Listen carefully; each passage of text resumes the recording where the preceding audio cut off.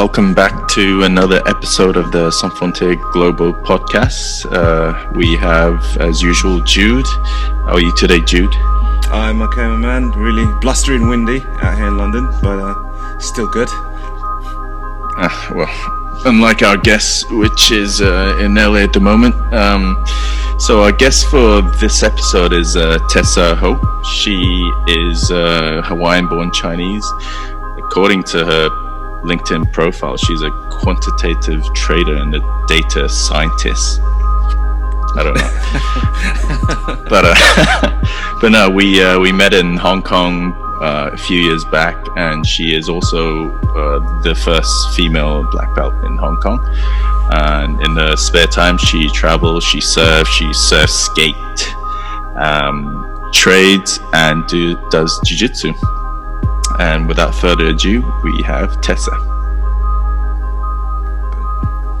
Yeah, I have no idea what you guys want to talk about because Viking didn't give me any information. He was like, brilliant. Excellent. Tell me your background. Excellent. I was like, what kind of background? Excellent, yes. It's like, shit. Miss Tesa Ho, how you doing, my dear? How are you? I'm quite well, thank you, sir. How is London? London is good. Bit breezy out here today and stuff like that, but it's all good. All good. 1 second. Can you guys leave? Are you guys like quarantined in, or are you guys allowed to walk around and stuff like that? We're allowed to walk around now. What do you call it? We are now. Now have limited exercise privileges. Oh, so, nice. Yeah, so we're able to go outside. This as long as we stay from 2 meters apart from your training partner. So yeah. So it's all, you know, man. It's all a bit usual. Anyway, this is gonna pass soon. It's gonna pass soon, and you know, it'll be good. How are you? I am quite well. I am quarantined in Los Angeles, which is not bad. Yeah. Okay. Can you tell by the background, LA? I can tell by the background. Oh wow. Okay. How's it over there at the moment? It's not bad. I mean, they reopened beaches last week and parks, which is really good. So I can still get a surf in. And you can go parks. surfing. Okay. Yeah. So before this, you could go surfing outside of LA County. Like they opened Ventura County and like San Diego, San Clemente area first. So I'd just make the drive down to either San Clemente. Actually, more Ventura is because it's more mellow in Ventura than San Clemente. I'm a pretty shitty short boarder, so it's like better go where they allow white belts in the water. How long have you been surfing? So I've been longboarding since high school. So I'm a pretty decent longboarder, okay-ish. Maybe like a blue belt, upper blue belt, 4 stripes. I don't know. I used to be better in like high school, but now it's kind of, I don't really go that often. But my shortboarding is pretty atrocious. Like it's not bad. It's but almost, you're from Hawaii, isn't it? So you're supposed to be like. Yeah, but longboard, like I chose longboarding when I first got started because my basketball coach at the time was a beach boy. So I could borrow his boards for free, and this was in Waikiki, and they only had longboards, so I just started longboarding. Nice. So yeah.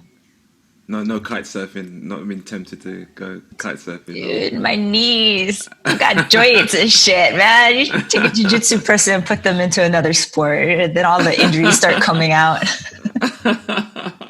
Is that hard on the knees? There are a ton of like old people here kite surfing on the lake. I don't know why.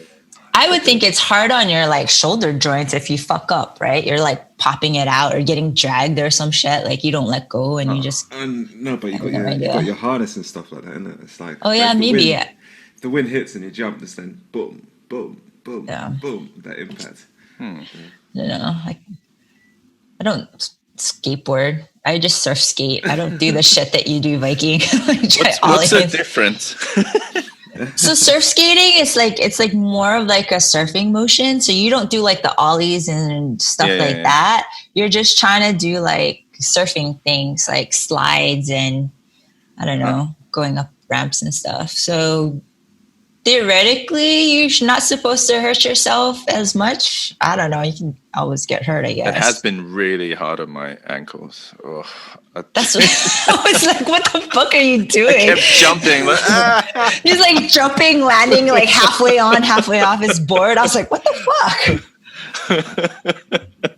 I don't know. I saw kids doing it and they looked really cool.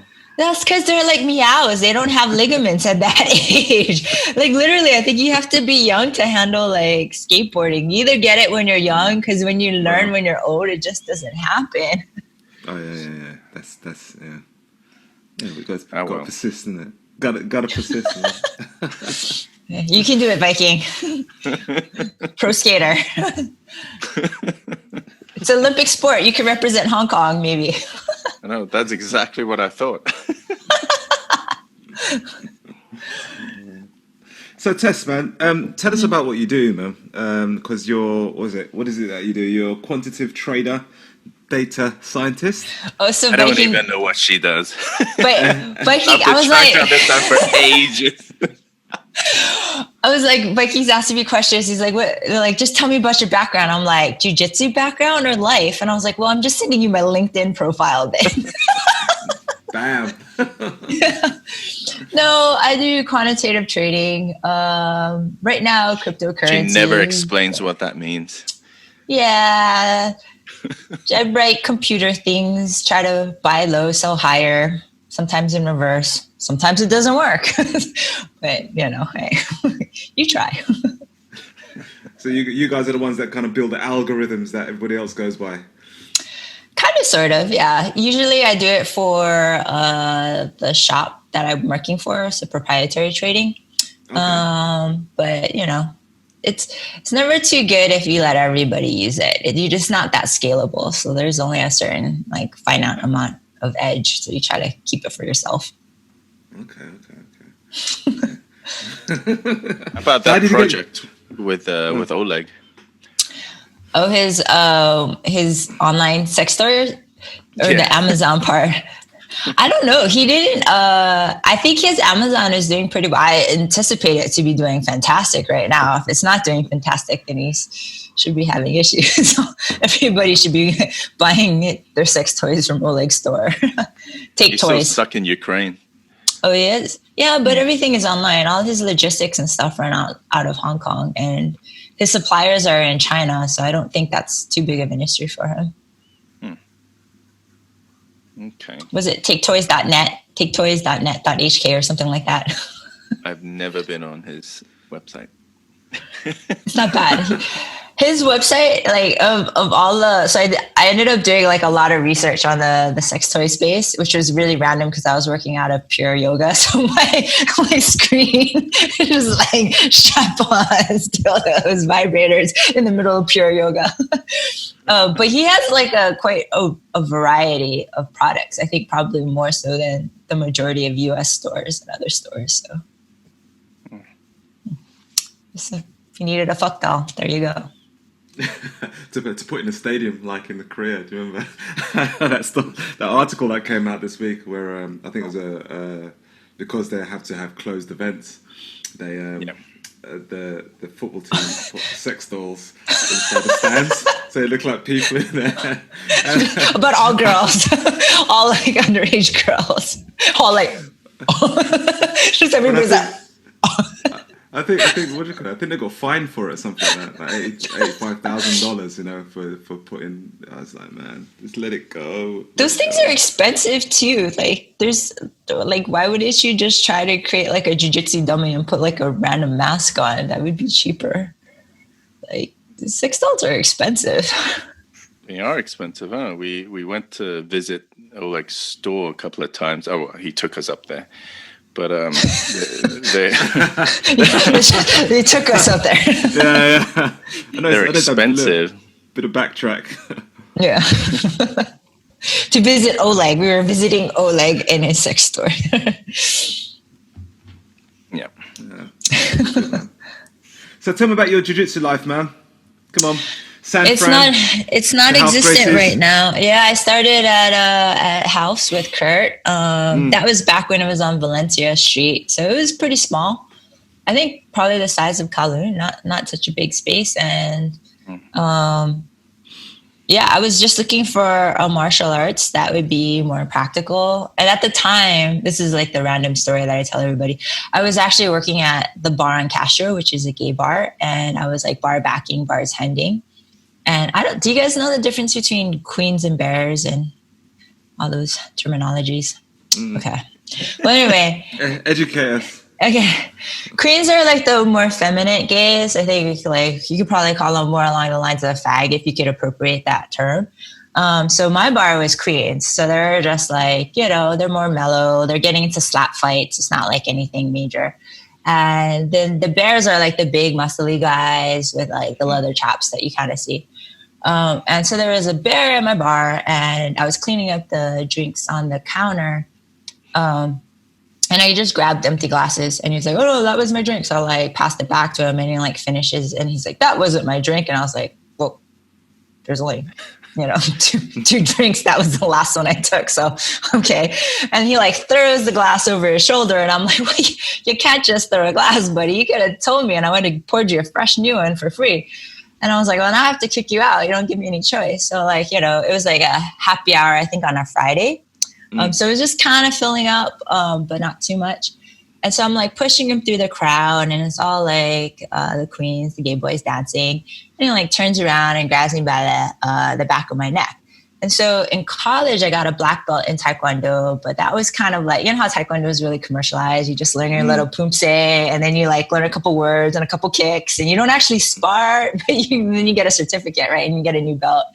And that's basically what happened. Like I got a black belt in like 4 years, only doing it like 6 months out of the year. I was like, yeah, I can memorize forms.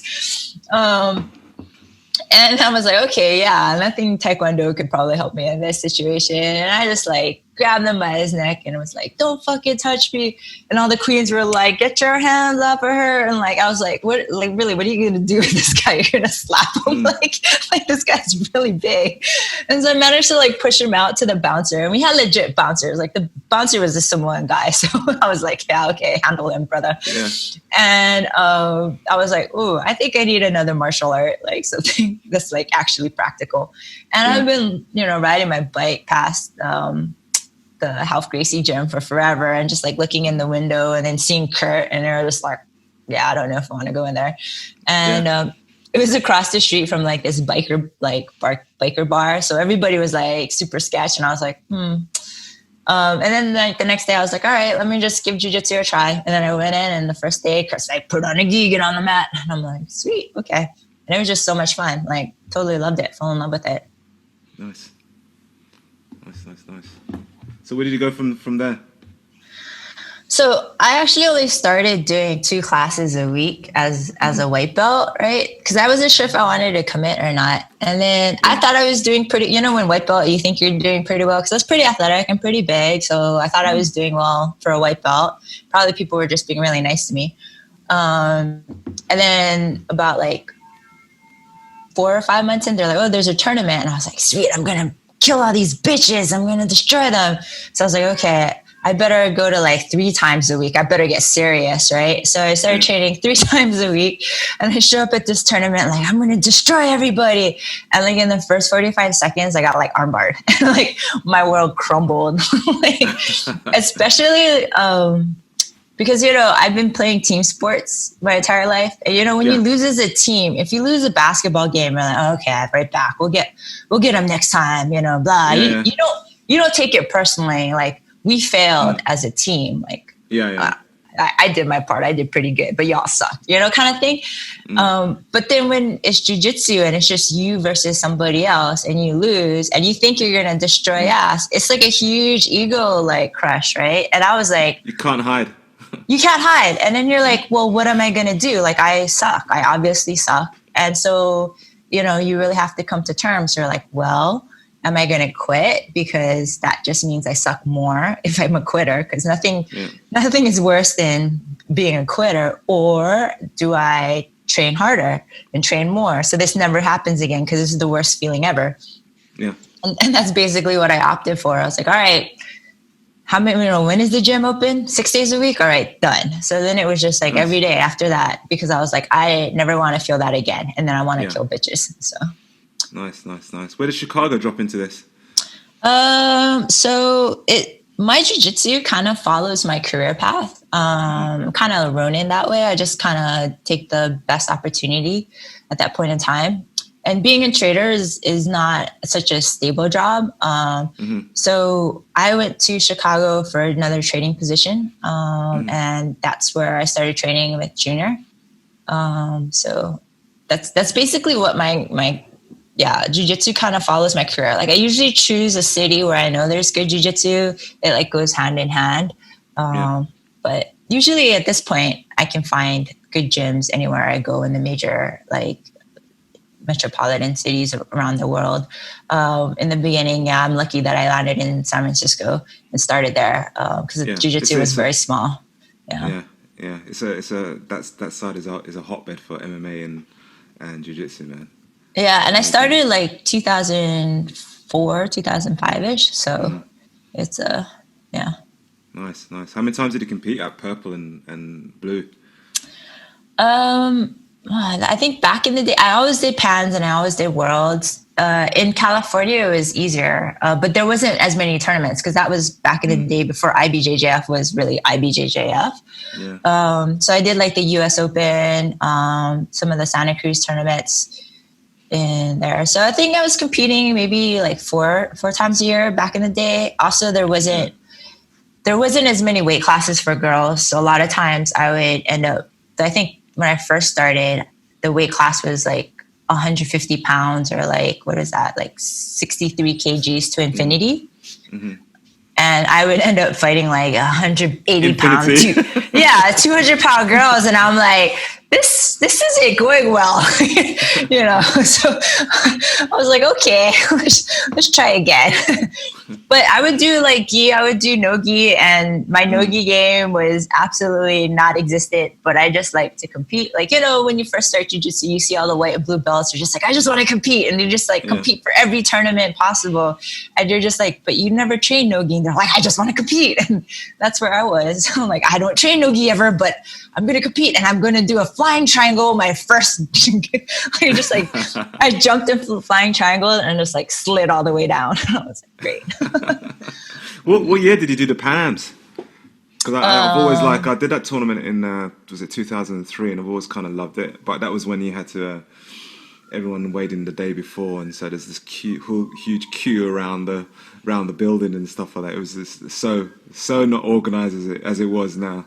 Yeah, it was like a 3-day tournament back then or something like that, right? Like I started blue belt. Like I only did local tournaments as white belt. I didn't feel like I was ready to compete. So I started doing like pans and worlds as the blue belt. And that was pretty much it. And then I think purple belt, I did pans or worlds. I think I usually did both. Like I would fly down definitely for both. And then I did no-gi in New York, which I don't remember so much at because I was pretty horrible at no-gi. I was like maybe one fight and done at that point, or maybe 2 fights. I have no idea. Yeah. Oh, man. You still get to play basketball? No. Dude, I can't jump anymore. Fuck. It's like, that's one of the reasons I started jiu-jitsu is because like my level for basketball in my head, I still think I can do all these things that I could do when I was like young and in college. But if you can't do it physically anymore, and then you still think you can do it, you get even more injured. So that's kind of where it's at. I was like, that's old age for you, mate. That's right. But jiu-jitsu. But jiu-jitsu is like, you can always modify it. Like you're like, I think when I started, I knew I was going to suck at jiu-jitsu. So it was like, okay, well, I already know I'm going to suck. So I'm at the baseline. I can't suck anymore because I know I can't do a lot of things. Yeah. So there's only surprises to the upside. There's no like downside versus basketball. I think it's just all downside. I'm like, everything that I think I can do, I can't do. So what's the point, Yeah. Have you been keeping up with the Jordan documentary? Actually, no, I don't really watch too much TV. No, I don't watch any TV. It's if you don't watch anything, but you just go watch one thing, it's good. It's very, very good. It's I just like the way it talks about that. He talks about the championship mindset and stuff like that, and pulling the team along as a team, and sometimes not being not always kind of like pushing, but you have to pull people and get the best out of your own teammates and stuff like that. It's actually very, very interesting, and just to see somebody who is at that level and how they think, and the way he justifies the reasons why he did certain things. It's very, very eye-opening. Probably one of the best sports documentaries ever made, I think. I think to be that great, you have to sacrifice so much. And a lot of that is being really selfish, right? And I don't know. I think maybe I could have been a team player, but like a role player on with somebody great like that. But I don't know. Sometimes those guys are like, you're so great, but you're such an asshole. Like, can you actually deal with somebody like that? Like, is your desire to win, like to be able to deal with an asshole like that? Yeah, maybe. That is part of the image that he comes across as in the documentary. But he justifies it as like a necessary, evil. Yeah. Not everyone has the drive, absolute will to get it done. But that was really impressive, I thought. Oh, yeah, absolutely.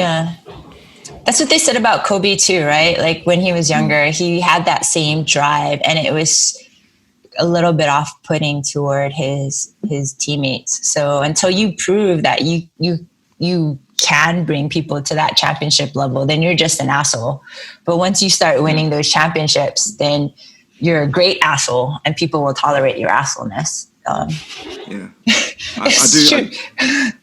do believe it's part and parcel of attaining those type of levels, where actually, as you say, you're right. You have to be selfish, and you have to have that drive. And if somebody else is pulling you down or is not up on your level or can't bring you to that level, then it's either you pull them along by being an arsehole, or you drop them to the side, But that's the goal. The goal is to win. But I think that's in everything else as well. It's like it's in business as well. It's like if somebody's not at the level that you are, or even in training, if the person is not helping you or pushing you to that level or exposing you to that level, then you can't you can't lie to yourself and say, oh yeah, he's okay, he's not making you better, so you can't train with him.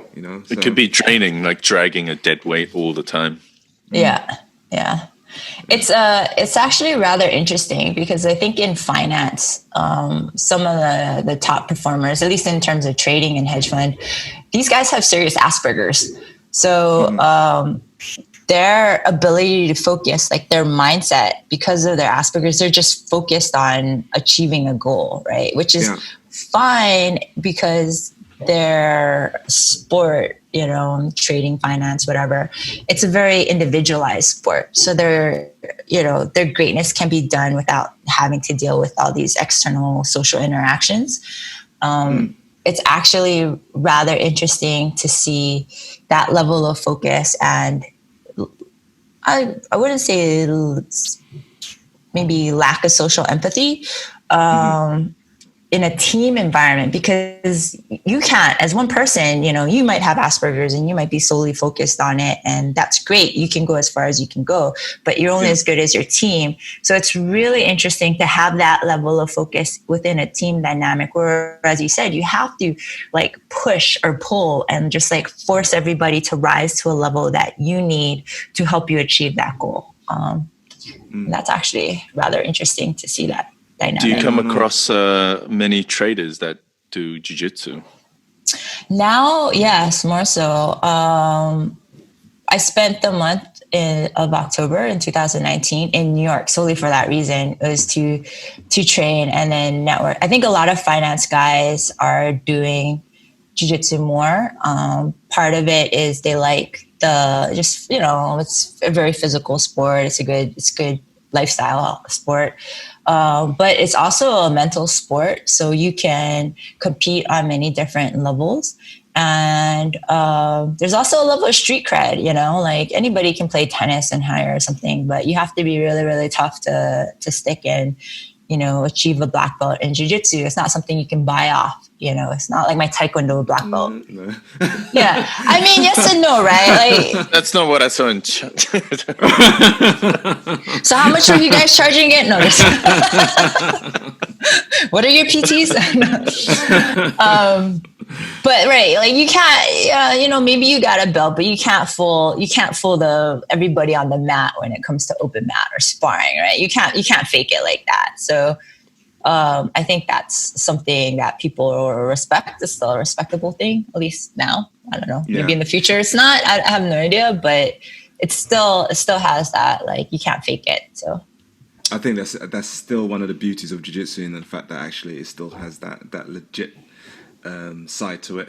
You know? Yeah. I just hope that it doesn't fall asunder, you know, in the next like 50 to 100 years. But it's you know, it's extremely important that we do kind of maintain that ethos and that you know, that authenticity about it. You know, totally. it's important. I think as long as we have sparring as part of training, then it wouldn't fall too far off. I mean, I don't know if you've been watching this video circulating around of the Tai Chi master. They got knocked out in like 5 again, seconds. right? This is it's not his first match, a public match. It's probably like a second or third, but like I was asking Jude, like what would make him believe in his own hype and actually go out and do this? Because it's not logical. Yeah, by him is not saying me, just that guy. No, yeah. I'm like, come on, dude. Tai Chi master, don't you know? Yeah, like Jude just going through China and trying to knock out Tai Chi masters. That'd be awesome. Like, yeah, welcome to Bellator, motherfucker. But the fact that they do step out and take the challenge, that's something I find quite odd. You know, it is really, really sad. It's but actually it's about what's that book, The Righteous Mind, where you know, it's a really good book, and it delves into why people believe what they believe. And sometimes, you know, basically the upshot of the book is that at the end of the day, you know, you can't change somebody's mind if they believe in something like wholeheartedly. So no matter what you say, no matter what you do, if you believe the earth is, you know, if somebody believes the earth is flat and you're trying to convince them, it reaches a point in which you it's can't. not. The fuck? No, it's You've been training with Eddie Bravo? It's shaped as a pyramid. The only parts of it. But you know, it's so people have, you know, whether you believe they're right or wrong, it doesn't really matter. But it's just that some people have their beliefs, and if you and them kind of like don't marry up in the things that you believe, sometimes it's just like there's no way of you can convince them. So, you know, he's one of those people, I believe, who's just so has such a belief in his, you know, all you got to do is follow that Matt Dojo. Big shout out to Matt Dojo, dude. Instagram account where, you know, he just continually just kind of like, you know, exposes and shows everybody about, you know, certain martial arts and stuff like that, and where the students kind of believe in their instructor, you know, to such a degree that, yes, it does have some effect on them or whatever, you know what I mean? But that's just, it's all up here, you know. I mean, we both know a lot of black belt instructors that don't roll anymore, right? I mean, there's so many, like, and that's part of it. I think you get lost into teaching and then you stop the practical aspect of it, and then you're just like, for whatever reason, maybe they got injured or maybe, you know, something else happened in their life, but it's hard to progress the knowledge base, especially when the game changes so much. And then it's like me playing basketball. In my mind, I was great, right? I can still do those things, but physically you can't. Like, you just can't. So their mind, it's like jump 2 inches off the ground. Yeah, no, like, so I think if you stop rolling, you disconnect between what you can achieve physically and where you were last mentally. I think that's what happens. Yeah. And this is why this whole thing about, we're currently going through is just like, it's so frustrating, because I think each individual person needs that kind of connection, and then that, with the other person to find new stuff and, just keep that learning process going, because that's kind of like, that's what it's about. You just keep trying new stuff, testing it out, works, doesn't work, etc. And it's problem solving. And exactly. That's the beauty of jiu-jitsu. It's a problem solving art. It's a problem solving sport. So So what have you guys been doing during quarantine? Like, assuming that you don't have a garage mat, and like you're not training with like one buddy or something like that. I mean, maybe Vikings training with his son. I've got no one. I've been doing just body weight stuff, and I was trying to run, but I just realized I'm not good. You're too fat. Up for it. Exactly. My ankles hurt. It just sucked so much. But no, I've been doing like some band work and all that. Just pick up whatever I could find around the house. But yesterday, one of my mates from another town, he came to stay overnight, and so he brought mats with him. And this nice. was the first time I've rolled in like 3 months. And how did that go? Was it like, were you like, shit, I suck, or like? Do you know what? I didn't feel any different. It was like I just snapped back right into. I don't know. Maybe the timing is off if I'm right with another high level guy, but it was as if I never left. Obviously the outlet was great. I really enjoyed trying to squeeze the life out of him, but like that was really, really nice, and you're like, this is the extra 20K motherfucker. Pasta pomodoro.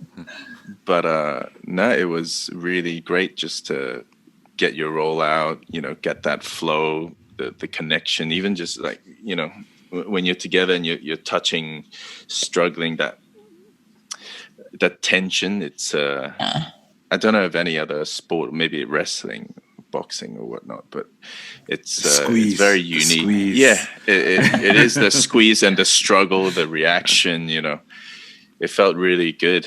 And then obviously you chat, and the whole day is just better. Yeah. But like the decree in Italy, they're just saying combat sports won't be open till next year. Oh. Yeah. So you headed back to Hong Kong soon then? I'm hoping so, depending on how this thing turns out. But that's a plan. Let's see. I have no idea. And Jude, what about you? What have you been up to? Same sort of thing without the training, just cycling and stuff. Actually, today was quite funny because I just cycle and take my little boy out with me, 7. Mm-hmm. So today he did his PB. We cycled for 28 miles. That's a good ride. That's pretty far. Yeah. 28 miles. Anyway, that's amazing. Turn him into Lance Armstrong without the EPO is my backup plan. My backup plan, my retirement plan. No, but he just loves cycling. He just loves anything like sport orientated as well. So you have him on a road bike or like a mountain bike or? Yeah, he's on a mountain bike at the moment. Yeah, wow, 28 miles on a mountain bike is hardcore, man. That's not very fast. Like, that's slow. No, he's all right. He's all right, man. All right. It's quite funny because the tracker we take is just down by the river. So, and, there's people cycling. So we always go like, we cycle, and I goes, got to catch that fat old man in front. So it just keeps going. It was good. It's very, very good. I mean, he'll be all right. That's his big one for the week. But hey, he's gonna fall asleep. Yeah, for sure. Yeah, all his lunch, eating all his dinner. I used to cycle before I got into jiu-jitsu in San Francisco. Like I did the 8 life cycles a lot, and I think it's one of the easiest ways to get your endorphins on, because like it's not like running. Like running, you're like, after you run, you're like, fuck this shit. Like you're just not like happy, right? You're like happy you stopped, but you're not happy that you ran, and like you dread it. But like cycling, if it's a nice day out, man, it's so much fun. You're just always smiling. Yeah, it's great. Always. It's good. It's a great sport, man. It's a great sport. Me and running don't go too well together, man. My feet from jiu-jitsu, and then the impact on the knees, right? Yeah. So why did you always used to tell me to run? Who, me? Yeah. Because when for road run. Because it's brilliant. It's the effects of it is brilliant, mate. It's great. You know, it's like, especially when I fought MMA and stuff like that, or when my missus used to train Thai boxing, so I used to run with her. You know, it's be good, very, very good, because you do feel awful. Afterwards, though, you do feel good. You know, next day and you're getting ready, you do feel good, and it's a good way of getting your gas up fast, man. Like, really, really fast. But hey, you know, it's a pain in the ass. Yeah, it's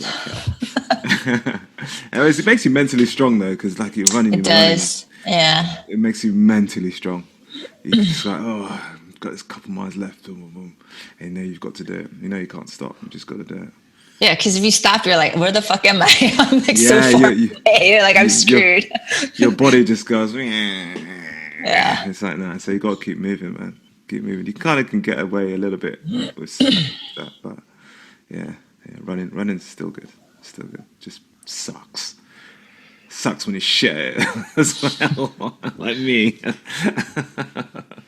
So Tess, when did you move to Hong Kong?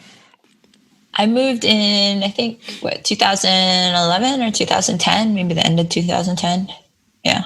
Okay. Is that your first time in an Asian sort of a city? Living, yeah. I visited, I've traveled a lot, but actually living in Asia, that was the first time. And how was that compared to, you know, any other cities? And how was the training back then compared to what it is now or back in the States? I think when I first got to Hong Kong, excuse me, there was only, I think four gyms. And I think Rodrigo Capral was the only Brazilian there. And the level was more of a physicality than I think of a technical level at that point in time. But man, did it grow fast. I think within like 3 or 4 years, you know, the technique level just exploded. Like, I think when I first got there, nobody knew De La Riva. And, you know, within 2 or 3 years, you had guys like, I don't know, De La Riva, Brimbalooing. It's a really fast growth. And I think a lot of it is, you know, people get really into it. They like watching videos. People started traveling more. They started like competing. Other people from outside started coming in. I think when Medeiros and Epic came, that was another big jump forward.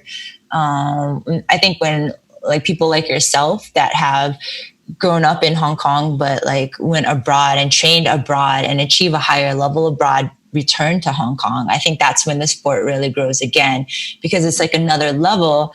And even more so because I think the local level starts growing much faster when like yourself like come back, you know, people repatriate back because you're able to communicate with people versus just having like expats who can only speak English, and then you have a disconnect in language. So yeah.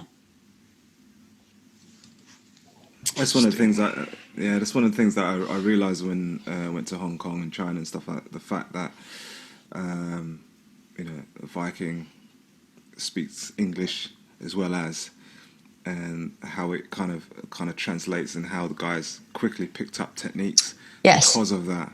Yeah, it was actually a very, very big learning curve, you know. Because sometimes you take what you know for granted, and you take, because it's a physical sport, and you know, it's because of its physicality, you think you can show, you know, somebody something, and they'll kind of pick it up or get the majority of the gist of it. But actually, no, not in terms. There are still the small details that actually need to be explained, like things like the history of this is how we got to this point, and it actually makes a totally big difference on with regards to the technique that you're learning. And that's, I think, the dual language thing, especially in Asia, is a massive advantage for It's for anybody teaching. Anyway, if you're teaching a foreign country and you speak English, it's your kind of duty really to learn the other language so that you actually can, I totally failed on that part. Like 9 years in Hong Kong, and I'm fucking 8 years in Hong Kong. I failed. I can't even get a taxi. Well, Hong Kong is probably like, I don't know, like Marbella in Spain, or where everybody speaks English, or like Paris. Well, no, the French is different. Yeah, the French know English. They won't speak it, but they know. They're like, no, we don't know English. But I'm like, but you're speaking to me now. Like, what? How does that work? No, France is a bad example, but there are a few places around the world where where you try to kind of integrate and try to learn the language, but they're so insistent that you speak English, and it's like, me, no, I'm trying to learn here. Speaking of which, what was it like growing up in Hawaii? I mean, from what I understand, both your parents are Chinese. Yeah, so my dad is second generation in Hawaii, so he's a lost cause. He just speaks English. Oh, right. And yeah. and my mom, she was born on the mainland, but she traveled a bunch because my grandfather, my gongong, was part of the World Health Organization, the WHO. So they lived all over. WHO, yeah. So she has like that fake British thing that you got going on. Like, she's like, should we go to the museum today? I'm like, the what? Museum? I'm like, so she, like, every once in a while, like, some British words come out, and I'm like, it's so random. So yeah, but Hawaii is really diverse. Like, everybody's mixed with everybody. It's really quite a diverse place. Yeah, it's one of my. Gotta get there. Gotta go there at some point. I haven't been either. What? You guys haven't? Really oh curious. Man. No. Well, right now they're quarantining people who visit in hotels, but the hotels are really cheap. So. I think one of the things I might be able to draw a comparison would be Guam. It's very similar to Guam. Yeah, it is. After visiting Guam, like, lifestyle wise, it's very similar. Right. I think just city wise, it's a lot bigger, depending what island you're on. But lifestyle is practically the same. Would you ever go back and live? I probably would. I think I do enjoy traveling. So for me, I view Hawaii as like, okay, I am settling down. That's my settle spot. Mm-hmm. But I guess with the option of not traveling, I would rather be in Hawaii than any other place. If you're not able to travel, why wouldn't you just be in Hawaii? So, surfing, yeah, exactly. Warm weather, good food. Yeah, like I think it's a lot easier for me to find like a garage jiu-jitsu partner. Because, my high school friends and like other friends are there, and they've all wrestled, they all trained. So it's easy to throw mats down and, be pretty sure that your little group is contained, because we all know everybody.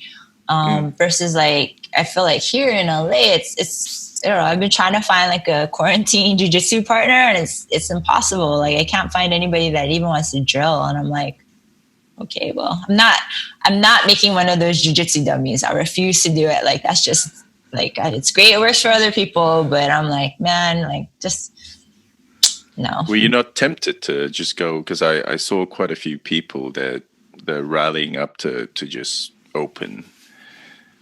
To protest? You want me to protest? No. They just opened up their gym, their business. I'm actually a little bit particular about that. Like, I don't mind training with a small group of people I know. I think it's one of those things where you have to weigh risk and reward. If you have a small group of people that you're relatively, familiar with, then you can the contact tracing is relatively easy, right? But in the scope of like ruling at a gym, I'm just a little hesitant because, like Meraki, I've been training at Meraki here with Jason and Kenny, and they have so many people come through, and it's like, how do you know? How do you control? And a lot of different people, you don't know what their circles are. You don't know what their like risk tolerances are, or like what their hygiene has been. And that's fine. But, you know, I can control what I can control. And, you know, doing the due diligence and knowing my partners is, you know, something I can control. So, and then it's having trust in the people that I choose to roll with, and knowing that, you know, I have to hold myself accountable to them in terms of like my, you know, quarantine and my risks. So I don't want to get them infected if I have them in a circle. So. Yeah. It's a massive paradox with regards to actually, you know, what do you do? Or it's also I think everybody's kind of like waiting for that government initiative to say, you know what, it's okay. And I think that's what everyone's kind of waiting for. But also everyone's frustrated with the fact that they can't train and the businesses are, you know, shutting down and stuff. You still have bills to pay. Yeah. So what is your plan of action, Jude? I'm just curious from being an instructor and gym owner standpoint. It's more to, you know, really truly it's more to wait on the kind of like government initiatives with regards to when we can open, because currently the UK is like, you know, it's like you can go to work, can't go to work. You know, it's not very, you know, where other countries like, especially like Ireland, has been very forthright with regards to its directive. You know, it says August 30th, sports such as boxing, wrestling, etc., MMA can start to open up. So we don't, you know, our government actually hasn't said that, so they're very much reactive. So they're saying like restaurants are possibly open up at this particular date. You know, and people are going, well, it's close to gyms, and they're going, oh yeah, maybe gyms can open this day, but you know, hey, what's about like jiu-jitsu and wrestling and stuff like that? So they're very reactive, and I think that, you know, jiu-jitsu, sports like jiu-jitsu and judo and wrestling, etc., and combat sports are definitely, you know, so far down the list, you know, of concerns that you know we are probably going to get the biggest brunt of this. With regards to actually, you know, with regards to the sports industry itself. So, yeah, all we can do is kind of like wait. But when we come back, it is going to be, you know, with regards to actually you having a plan as a gym or instructor with regards to how you open up, you know, whether you expand your class times, whether, you know, put people in certain slots with regards to when they train, when they don't train, you know, who comes to your gym, whether you have visitors, whether you don't have visitors. You know, and then balancing that with your books, you know, because at the end of the day, you won't be able to supplement everybody, and you won't be able to supplement the business as a whole. So you have to figure out that actually you will still be running at a loss until, you know, time dictates that actually, you know, you can get back to running normal, you know. But yeah, it's all up in the air. So yeah, so it's going to be interesting to see. You know, how everybody gets out of this thing globally, basically. You know what I mean? And yeah, it'd be interesting to see what like IBJJF does, etc. You know, with regards to actually changing. Man, I think they're screwed, man. Like they went. I hope not. I hope not. The reason why I you know, they get knocked for a lot of things, but you know, we don't have any organisation in place that actually is as prolific as them. And you know, at the end of the day, we need, it's kind of almost better the devil you know sort of thing. So we kind of need something in place that allows people to have their goals to go forward. It's all right for us, you know, we're all black belts and stuff like that. We all like compete once in a while, whatever. But there's white and blue belts coming up that need that kind of push, that need that kind of goal, you know. I actually don't feel like they're going to be able to do it until there's a vaccine is my thought on that, because like, or if there is, it's going to be more of a regional and the numbers are going to be down. So you're going to be going back to like maybe when we first started. So you have only those many people, and it's a local tournament. And, you know, you have like in the US, the thing about it though, is in the US is so litigious that to have this event while something like this is going on opens them up to such exposure for lawsuits. Like it's almost unheard of, right? So they have to have like waivers, and I don't know how you're going to try to say, even with waivers, you can still get sued in the US. So it doesn't really matter. Yeah. I think it might be an opportunity though for them to totally change the whole outlay of it and change it as a whole. You know, it might be where, you know, in order to compete for the Europeans, you have to qualify for the Europeans as a local. You know, it's like, I remember like back in the days when the Europeans first started off and I was like fighting Brazilian. I was like, you guys ain't from Europe, you know, European. But because it's an open tournament, and I totally understand, and I totally understand the financial aspects of it and stuff like that as well. However, it might be, you know, this might be an opportunity for them to kind of like totally sit back and like scale it like something like judo, how judo is, you know, where if you're fighting in the world championships, then you're a black belt in the world championships, and you have to, you know, I know they do it with the black belts adults at the moment, but you know, just do it for everybody, and the worlds will be a smaller tournament but a more prestigious tournament, and then, you know, financially they can benefit much better from the lower end tournaments and the regionals and stuff like that. It just means that they probably have to franchise out a lot more, but it would mean that when, you know, you fight in the Europeans or you fight at the Worlds, you know, more eyeballs are on them. You know, where it's almost like the Olympics of jiu-jitsu, so to speak. And it's more concentrated. So you won't have like 10 days. You got to get it done in like 3 days. And No, absolutely. So you know, it's just an idea, but I think it would be good, and I think our sport probably will take on a more serious aspect when it comes to that. You know, because I think the open tournament scenario is it's great, and it's financially beneficial when it's just like this one big tournament. But with regards to actually growing the sport, find out who really is kind of number one blue belt, number one purple belt, and stuff like that, without the added kind of financial benefits that they have, or, you know, things that they have. It'd be good, you know, number one from France versus the number one from Germany versus the number one from America versus, you know, that's interesting, man. That's interesting. Well, actually, speaking of that, we talked about the JJIF, the JJAU, the other side of the system that is doing something very similar to what you were talking about, right? Because they are in the Olympic circuit, and so all the federations are formed within the country or whatever nation you are, right? And Tess came along with us on one of the trips, the Asian Championships, to Kazakhstan. No, I was in Mongolia. Oh, sorry, in Mongolia. Same thing. I was like, I didn't go to Kazakhstan. But how was that for you? You know, both as I don't know, you've probably never been to Mongolia, but also going as a coach, and also the run of the tournament and stuff. You know, it was kind of great. It was a great experience because I wanted to see what the international level was like, and also I haven't been to Mongolia, so it was, you know, I think if you can travel to a place you've never been and do jiu-jitsu, I think that's ultimate for me. I was surprised, like they put a lot of effort. You can see where they're trying to grow it nationally. You can see how they're trying to build it into an Olympic sport.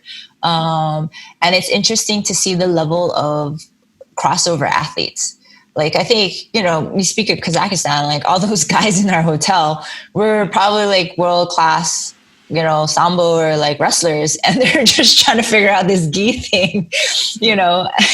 They're like takedowns on point, close guard, what do I do? Like, so it's amazing. You can see the potential of like, okay, if they got serious about it, you know, hired a good coach for like, you know, in 2-3 years time, where would these calibers of athletes be? Like they won't need that much. And like Mongolia had a lot of judo crossovers, and man, that was impressive. Like their takedowns and like a lot of the ground game was great when they're in the positions they recognize, and in the positions they don't recognize, it's just like pure athleticism to try to scramble out, right? And it's like it's really hard to submit a person like that because they're just so athletic, even if they have zero technique, right? It's just like submitting like a world champion athletic white belt. Like, are you going to be able to do it even as like me as a black belt? No, probably not if they're at that caliber, as an athlete. So you can see like 2 or 3 years, like if Danaher got one of those guys, and like look what he did in Nicky Rod, and that guy is just like a pure athlete from college. Like these guys are like athletes. They're like black belts in another sport and just as athletic. If you take somebody of like Danaher's caliber and you stick them in like Mongolia or something, man, that athlete is going to be freaky. So it was interesting. It was a great eye-opening experience. Yeah, that's really, really interesting. It's also the career path of athletes like that as well, because athletes from Jiu-Jitsu, it's you go, you win, you get your medals, but then what's next? Do you go back to your backup career? Do you the thing back in the day was like you went and did MMA, you went and fought MMA, but a lot of guys now don't take that route, because it's it's not the easiest path. It's a path few tread now. But they usually take the route of actually opening up their own gym and stuff like that. But I think not the smarter ones, but the ones that have a few fingers in pies. They have a backup plan. The majority of them, and go back to like what they studied in college and then continue their career. So it's it's interesting. It's much. I think what the sport does need, though, does need the minds of people when they finish, guys when they finish to compete, to go back into the sport and add their expertise. But also the sport's got to be able to accept those expertise as well. So it's just like when you have a gym and you promote someone to black belt and they go somewhere else, and then like Viking, but whenever Viking comes to London, it's like boom, it comes teach a class and trains and roles and stuff like that. It adds such a dynamic to the gym. But the same thing like business is the same thing like jiu-jitsu. We need guys who've finished competing, but also to come back and use those expertise, whatever they've learned, within that whole organization of itself. And I think that will kind of like benefit us on a bigger scale than currently what we have. What I did see with this organization is that they, like the Olympics and like GACE for or the World Games or that sort of circuit, is that these people come from very wealthy organizations or companies that are backing these things, and a lot of these athletes that retired, they use this network and this fame to go on like humanitarian missions or bringing attention to certain issues around the world, and maybe even continue studying. And so as some of these meetings I've been sitting in, the heads and the athletes that came back to run these federations, they're all like PhD, doctors or masters of whatnot. And I think that brings quite a good structure and a good dynamic back to our sport or sports in general.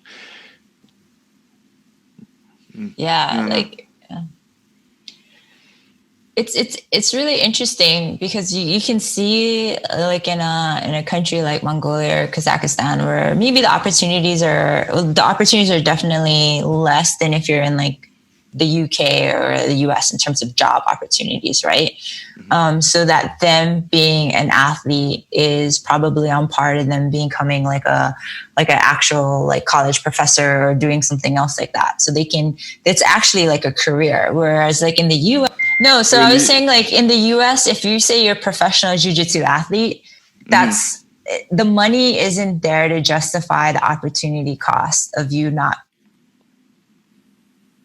like it's not. And this is what happened to surfers in the early part of surfing. The industry wasn't developed enough. It wasn't commercialized to do that. So if you're saying you're a pro surfer, people just think you're a surf bum traveling the country wanting to surf because the money wasn't there to justify it. Now, if you say you're a pro surfer, the industry is so big and they win like $100,000 at one event, if not more. And their sponsorship contracts are like in the millions, like multi-year deals.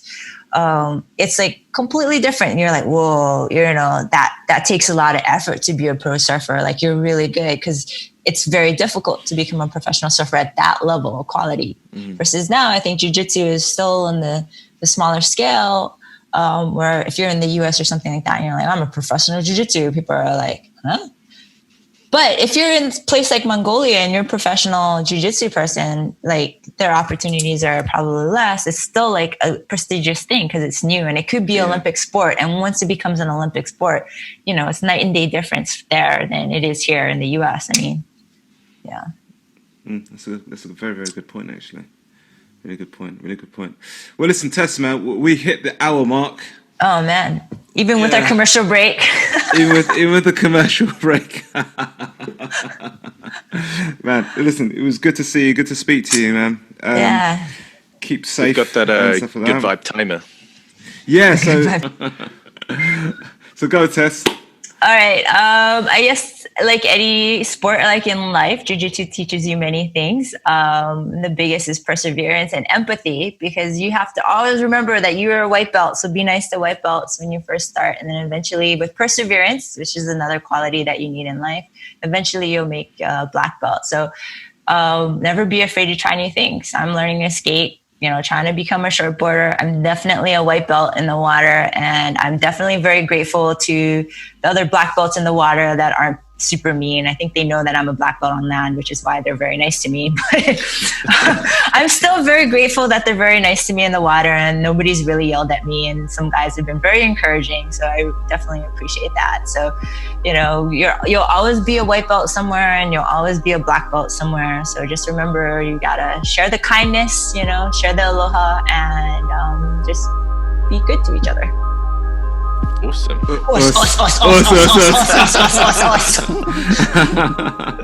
Listen, Tess, man, it was lovely. Okay, good to see you, man. Okay, all right. Take care. Thank you guys so Keep much. healthy. Yeah, good seeing you guys. Yeah, Bye. Hope to see you soon. Yeah, hopefully, if I don't have to be quarantined back in like Hong Kong or London. All right. Okay, man. Take care. Take care. Bye. Good night. Cool.